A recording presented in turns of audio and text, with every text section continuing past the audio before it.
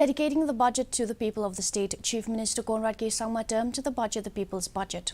While presenting the budget today, he said that allocating Rs 15.5 crore for improving air connectivity in the state government is now working with the Airport Authority of India and other agencies to expand the existing runway to allow for the landing of larger aircrafts at Umroi Airport. In power sector, the Chief Minister said that the distressed financial condition of the State Power Corporation MEECL and its subsidiaries is due to unaddressed challenges of the past decades. In the current financial year, an equity infusion of 550 crore and a grant of Rs 100 crore have been provided to MEECL. For 2023-2024, the government budgeted an amount of 400 crore. Meghalaya has submitted the proposal for creation of 16 new border huts.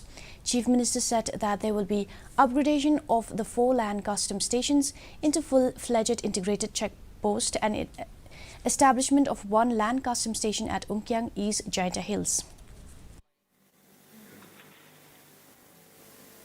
I'm allocating an amount of 15.5 crores for improving air connectivity in the state. Water supply. Meghalaya has been among the top performers in Jal Jeevan mission. The number of households with tap connection was increased from 4,550 in 2019 to almost 3 lakh today. Given the excellent performance of the state in the implementation of the mission, the Union government has assured an amount of 3,700 crores for 2023-24.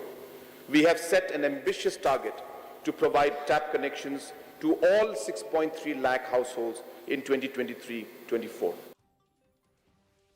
The stalemate continued in both houses of parliament over